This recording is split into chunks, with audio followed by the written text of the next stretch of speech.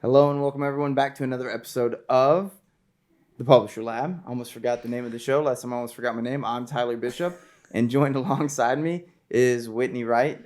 And joined alongside me for now at least. Yeah, I don't know if we're announcing it. Well, I guess we are announcing this to the audience, but you're not leaving the show or leaving anything like that. But you are moving, and I so am. I think we're gonna try to do some shows remote, and Yeah. yeah, still working behind the scenes no matter what. So. Yeah, I'm excited. Yeah, next Wednesday is my last day in this Carlsbad office, and then I will be making the trek across the country. So you're originally from Indiana, and that's where you're hmm going back to temporarily, right? Yeah, just for the summer. And then probably in the fall, I'll move to New York. Gotta love those Indiana summers, right? Oh my gosh, yeah. No, it actually is gonna be really great. My family's all there, and like there's a bunch of lakes in the area, so we just go out on the boat all the time. And I mean, you're from the Midwest. It's just Yeah. like so green, and it's really humid, but I was getting ready to say you're gonna hear about the humidity from it's everybody. yeah, it's so humid, but it's it's such I don't know. There's like this great relief when you come inside and the air conditioning hits you. It's like almost Yeah. worth it. So Yeah. Here in um, California, I don't know that I've ever had one of those experiences like you get on a summer day in the Midwest where you walk indoors and the air conditioning, it hits you as if like you're dehydrated and it's a cool glass of water. It is yes, the same it is. sensation. Exactly. No, no, that is a great interpretation because, yeah, you don't get that here. It's like You kind of really don't. hot, and you get into like, there's not a lot of places that are really air conditioned. People Yeah. like really up the air conditioning in the Yeah, it's Midwest. a whole thing there. Yeah, like here it's like I think I'll just like maybe go buy one today. I don't know if I need Yeah. it. And there it's like you spent the last 3 years constructing like like sterile super system of air conditioning Yeah. that like leverages multiple air conditioners for the most coolness. Yes, exactly. Oh my gosh. So I'm excited for air conditioning. But yeah, we'll see how it goes. We are getting everything set up, getting me the right equipment, so we can keep doing this. Yeah, maybe as we go we can share some of our tips and stuff like that if we're able to pull it off and stuff like that. I know a lot of our like listeners, they're obviously like creating video, creating audio content as well. But I think yeah, and if you have ideas, send them our way, and like maybe we can learn something from you. But yeah, I think one of the fun things about the show is the production and stuff like that related to the show is also like what the show is sort of about, which Yeah. is publishing and making content for people. So Yeah. a lot of fun. Yeah, well, okay, this week we got some Google news, something about Google Ads and testing its privacy tech in like replacement for third-party cookies. We have ChatGPT and what the law says about who owns the copyright of AI generated content. And then Google is planning on a new search engine while it's also working on new search features. So I feel like every week now Google's like doing something different. I know, exactly. I know it was like hard to find something that wasn't Google related here. They're like really trying to get ahead again. But so Google Ads tested its privacy focused tech, and the results are meh, is from Ad Exchanger. So, how does the Google's replacement for third party cookies work? On Tuesday, Google's third party ad tech published the results of an experiment designed to isolate the contribution of interest based audience solutions, including the Topics API, first party publisher IDs, and contextual data. The test included the test of the Chrome Privacy Sandbox proposals and Google's own privacy focused advertising tools. Which have changed over time. So if Right. you've heard some of the names and stuff that given they called their first iteration of this thing called Flock. They keep changing the names of it, but just know that it's always kind of like one thing that Google's talking about as it relates to this. Right. Google Ads is in a similar situation as third-party ad tech, which is beholden to how the browser makers define privacy. The thing with the trial is it only ran for 5 weeks, and it only ran in Chrome across display campaigns, and so the results are kind of like not that great. Like they didn't do a lot of testing, but and even though Google Ads avoided third-party cookies for targeting purposes, it still used them for attribution, retargeting, and frequency capping. So they Hmm. don't have a great solution yet. Basically, it's like they're trying something out, and obviously the results are not what they're really wanting. Yeah, so I mean I think there's a couple things here, which is I'm gonna ask our listeners to like rewind to or not rewind, I guess, because you couldn't rewind to a previous episode. But last week we Yeah. talked a little bit about like looking at the data, who's producing, what does the data say, not hmm like necessarily what the headline says. and then also go into it and just ask yourself sort of the questions of like, what is this comparing? And one of the things that I look at with this is, first, I'll put my skeptical hat on and just say, Google's experiment that's testing the third-party tracking of this stuff, Google is supposed to roll they were supposed to depreciate cookies just like Apple and Safari did, which, if you want to know how stuff is going, just look at your Safari traffic on mobile, because it hasn't had third-party cookies in years. So this was all supposed to be gone years ago, and Google keeps finding a reason why Pushing it's not out. gone yet, and making it seem like they are doing it for the interest of others, not themselves. Right. So I do wonder if there's a portion of this that's allowing them to continue to kick the can down the road for as long as they can. I think they see disruption happening, and they don't want to have to like redefine and rebuild and launch a bunch of stuff that's not focused on basically like AI and preserving their search business. So that's me looking at it from a business perspective. And when did they push it out to now? Is it like 2024 for third-party cookies? I don't remember. I think it is 2024. Yeah. Originally it was 2023. Yeah, January I know. 1st. So, yeah. Yeah, like I said, I think that this may be agenda driven a little bit, but let's give them the benefit of the doubt here and then say, well, regardless of what defines the price of something, whether the value of targeting, I would argue, is still sort of up in the air. If you take it into a bubble and you give me the ability to do contextual targeting as an advertiser, or you give me the ability to do like personalized targeting, contextual targeting may actually produce better ROI in reality for me. I'd argue maybe the majority of advertisers. However, it's a little bit more work to manage, and you do have like some inherent waste that's going to be built in that you don't necessarily have in a perfect world with cookies. However, I'd argue that cookies lead to far more waste, and I think most people actually that care about the ROI of a campaign really know that as well. But let's take into account that the price of all ads in a programmatic setting is based on competition. So this is why like people will use an ad stack and jam in more ad networks to compete. And the reason why Google's ad exchange even exists is because, if Manny, who's running our boards here, if he wants to buy a campaign on my website for $5, I can sell it for $5 or I can sell it for $0, right? But if you come along and you're like, I'll pay you $6, I'm like, great. Well, now I can at least make $6. And then Manny might say, well, I need to run that. There was nobody else bidding, so I was going to do $5, but I'll do $7 now. So it's like all of a sudden I'm making more money just by adding competition. Now, third-party cookies are how most advertisers are still using to, like, that's an available option.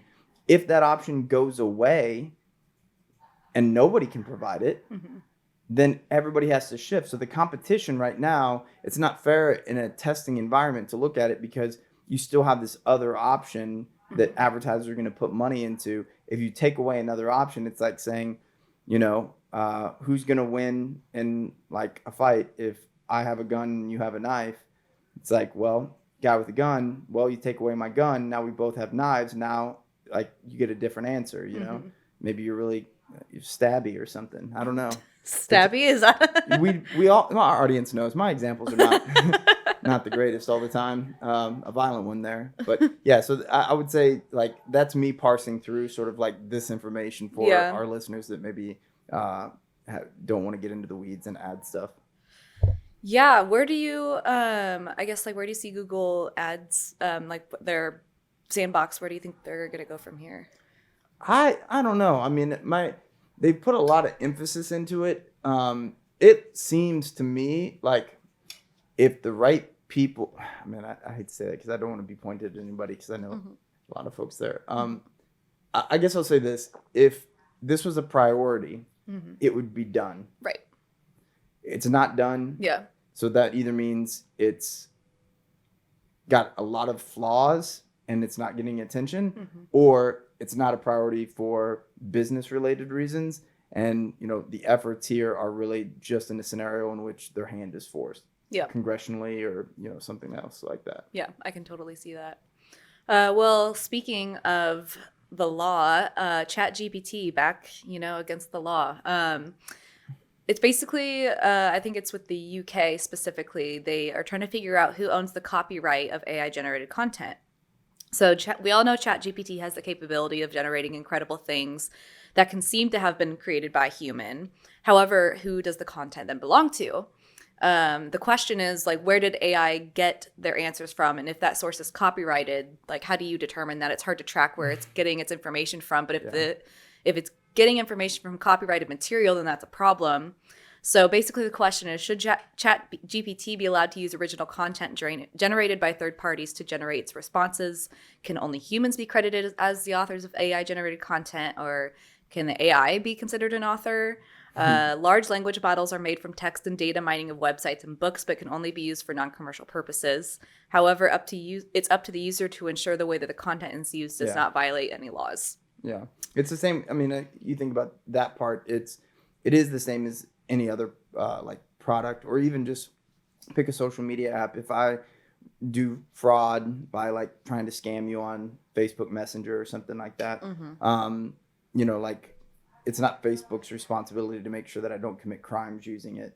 Same thing with large language models. It's like, copyright infringement is a crime no matter what tools you use to do it. We talked before about AI needing its own laws. How long until we put somebody like ChatGPT on the stand? Like, it speaks for itself, right? Yeah. I think that's probably, aside from sort of the like crazy looking at the future and what can something be. I think right now this is an instance where actually the more that I've thought about it, the more that I actually don't know that we need that many new laws, because I don't know that we're dealing with something that's actually that different here. So I'll explain it this way. Like, you wrote some papers in college, right? I did, yes. Or high school, perhaps? Both.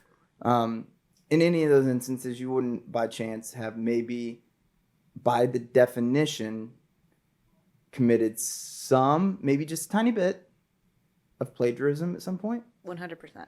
Yeah. I mean, most of us at some point have like, and maybe not even on purpose, you're trying to like extract something and then you realize like, I'm going to reword this. And I'm sure a lot of our listeners and publishers have done the same thing on their websites. Yeah. And it's a fairly common practice. You might reword something, add a little something here, there, but you're taking the core from something else. Yeah.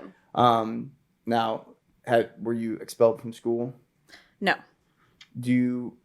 Are you aware of, or do you at least believe that some people were probably expelled from school the time that you were there for some form of plagiarism or something like that? Yeah, there probably was. Yeah. I was in a class where a kid got expelled for plagiarism. And it must have been egregious, because I remember whenever it happened, I was like, I'm sure everybody was. And I think that that's sort of how you have to look at it with AI as well. If it's flagrant and it's obvious that something copyright is being stolen or used without prior authorization, or it's not been completely like, parody laws don't apply or whatever, something like that, then like, it's a crime in the same way it's a crime as if, I or you do it, and whoever is the perpetrator behind it will have to be held accountable. I guess just flagrant and obvious is subjective. And so who gets to decide what's obvious? Well, to me, it's easier to be litigious against somebody using ChatGPT because there's a model for, you don't get to see what spits out of the black box and say like, why did it make this decision? But you see what goes into it. So it's like, this is what came out and this is what got published. It's very similar to this. That seems to be source material that was fed into this. It's pretty obvious. It's like a kid. You can't prove that they plagiarize something, but you're like, here's their assignment. Here's the book. Like, they have that book, caught you red-handed. It's way harder to catch a person, because you're not always looking for it. You can scan the internet and find, and if they, the thing that I think may come of something like this is that there will be maybe laws governing exactly how these large language models or something like that is I guess, like, what is your source material? What input is going in? Yeah. And then, like, what is the criteria for, like, output? Yeah. Who should be responsible for that, like, plagiarism then? Is it the company? Like, is it OpenAI? Are they responsible because they are the ones that have, data mined all of these sources? So there's enough different models now. So OpenAI is like their API. It's not just one thing. You have like DaVinci, you have all DALL-E, ChatGPT. So they all sort of do something different or have different, like more restricted or more sort of like expanded or specific types of information that they have as source material. And then it's the wild west right now, where it's like there's very specific ones out there that are, there's some with like strict rules or very heavy focus. So I think it's going to be a matter of like, can you get a Ferrari? Yeah, you can get a Ferrari. You just can't drive it like 100 miles an hour down like a side street, So it's going to be on whoever is basically like applying these things to real world applications to make sure that they're obeying the laws and like not using, essentially like an object or product illegally. What do you think about AI being an author or being like a contributor? Like, do we contribute it to the AI, or do we contribute it to the user that like got the response? Yeah, the company. I heard somebody say, actually, the CEO of Ezoic, Dwayne LaFleur, told me the other day. He said, I think right now it's safe to say that you can probably govern it with rules that would apply to an 11-year-old, meaning it's a minor, Yeah. whoever the parental like guardian is going to be held like responsible and liable for most things. And, in most instances, it's not going to be its fault. But in instances where a kid does something where you're like, that's not the parent's fault, that's on the kid. Yeah. It's like, then I think you have to hold like the OpenAIs or somebody of the world responsible for something that like it produced or did something that was like not predictable, or not advertised. And I think those are like pretty like broad enough areas where you could solve most legal woes for now with that sort of like methodology. Yeah. I think it'll be interesting to see where it goes. Like every week we talk about, something develops out of this. And so I think it'll be super interesting to see where it goes. Hey there. My name's Conor Porter, and I'm a technical support specialist here at Ezoic. I wanted to take a few quick seconds to tell you about our tool, Leap. No one likes a slow browsing experience, and are you paying for countless plugins that promise improved site speed and performance, but only make things worse? Leap is a tool that has everything from optimization features to diagnostics, so sites can pass Core Web Vitals. And the best part about it? It's absolutely free with an Ezoic account. Simplify site speed and cut unwanted plugin cost, and check out Leap today. Google is also planning on a new search engine while working on new features for its current search engine. The new search engine will be powered by new AI technology. So they're kind of creating like an AI search engine hybrid, it seems. Weren't you working on AI for like 12 years? I know. Simultaneously, they're working on adding new AI-based features to its current search engine under the Project Magi. I know. Where did they come up with these names? It hits me in a special place because I know how it's just they need to spend less time naming their projects. There's no timeline of when the new AI search engine would be released, and it's still in its early stages. But the new search engine would learn what users want to know based on what they're searching, would also offer lists of pre-selected options for things to buy, information to research. It'd be more like talking to a person. Whereas Project Magi, like the updates to this current search engine, it's a team of 160 Googlers who are working on adding new features to the existing Google search, and it may be released as early as next month to a subset of users, but it's very hush-hush otherwise. Yeah, my understanding, and I'll just leave it there, is that Google's big concern at the moment isn't what probably I would assume most of our audience thinks, which is like they're worried about losing ad money. They're actually worried primarily about losing one particular element of their revenue that has contributions from a lot of different like spots, including advertising. And that is that people will do in general shopping, meaning like you don't necessarily go to the store and then buy any items or whatever that maybe requires some research, or like you don't know anything about them, so you've got to find them, or you got to see what's available. It's like a lot of times people go to search engines. They might go to Amazon from there and then, or someplace else, or do the research and then go buy it someplace else. But like that experience of sort of like shopping around in quotes digitally is something that Google makes money off of through search ads, display ads, everything else. And so their biggest concern right now is that with the emergence of something like ChatGPT to answer basic questions, and then the emergence of somebody like Amazon, who I just go onto Amazon sometimes and I'm like, tell me what I need to buy, Amazon. Yeah. And they're right most of the time. Most of the time, they know. I am out of vitamin C.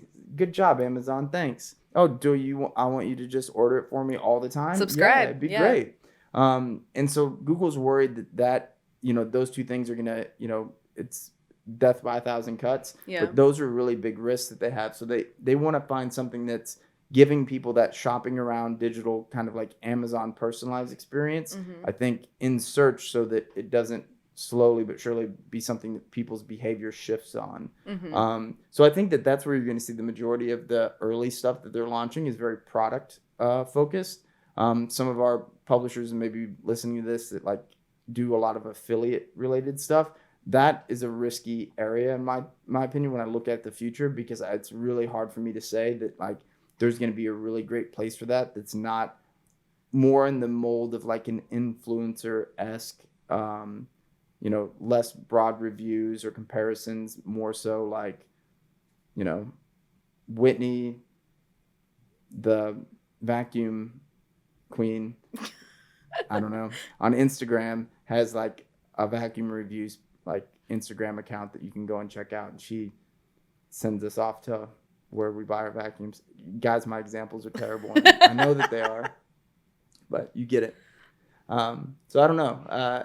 How does this strike you? I mean, we've talked about how AI is different from search and things like that before. That's what I'm kind of curious what they're doing with this new search engine that would be powered by AI technology, because we've kind of talked about how they're separate, but it seems like they're trying to make it one thing, and I just don't know if that's the right route. I guess like it is in some ways, like they're not trying to make Google search that. They're still keeping Google search, but they're putting AI into it a little bit. And that's where I have a lot of problems with the way that some of these tech companies, I feel like there's a certain amount of bluffing that they're doing, because what I detect with this is I know that Google's worked on AI for 12 years. I know that they have a lot of applications and ideas on how to use it. So they're being very coy about this, and they have no competitive reason to be. They're behind, right? So like if they had something that's like earth shattering, they should tell us, not because Bing will find out and copy us. Bing is like ahead. So like they're not trying to copy you. Right. And the biggest thing with this is that like I see this a lot with AI. It's this like buzzword where it's like, we're going to empower it with AI. It's like all the marketing and email software that's out there. It's like, it's a marketing empowerment and automation strategy technology. And it's like, does it send emails? And it's like, yeah, that's what it does. What else does it do? Well, you can schedule emails. So it's an email technology. And then they're like, no, it automates the entire customer journey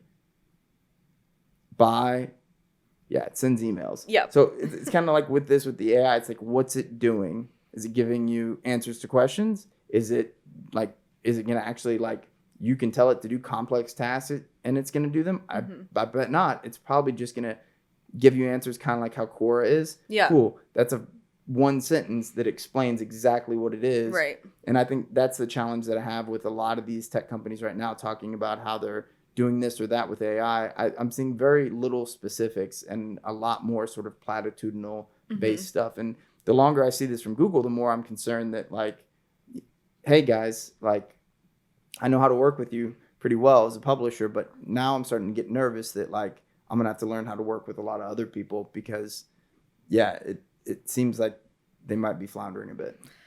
Yeah, it's kind of like they're keeping their cards close to their chest for now, especially with this whole Project Magi. I guess we'll see where it goes. They love cloak and dagger stuff. I know. Like this. They're so dramatic sometimes. Yeah. So we'll see. I'd love to see some evidence that they're on the right track. Yeah, same. maybe, you know, by next week we'll have an update. It's been moving pretty quickly. So everything with AI. Well, if you have any questions or comments, you can go to publisherlab.org and we have a little section at the top. You can leave us a comment. Ask us a question. Love those questions. Give us advice for podcasting across the country. Give us advice on what you would like us to talk about. You can also leave us comments on YouTube. We have our YouTube channel. You can watch the podcast or you can listen to it wherever you get podcasts. Dating advice. I'm married, but Whitney, I think you welcome any great advice. Maybe? Any great dating advice. I would love to hear specifically. Was there anything else that you wanted to touch on before we wrap things up? I don't think so. I mean, this is a really interesting time if you're a publisher and if you're listening to this podcast. There's a good chance you know that, and you know, listening to resources like this, and you know, kind of keeping your finger on the, I guess, the pulse of things that are going on. I think it means that you're on the right track, because this is the sort of time that I think is pivotal, where a lot of people have an opportunity to sort of like latch onto something new. And it's also the time when, you know, disruptable businesses, Google, we've been talking about, you know, look all of a sudden very, I guess, exposed. Or vulnerable. And so I think the more you can do to kind of like just make sure that you're not missing something, the better. And hopefully this show is a hopeful indication of that. I agree. Thank you for joining us for another episode of the Publisher Lab.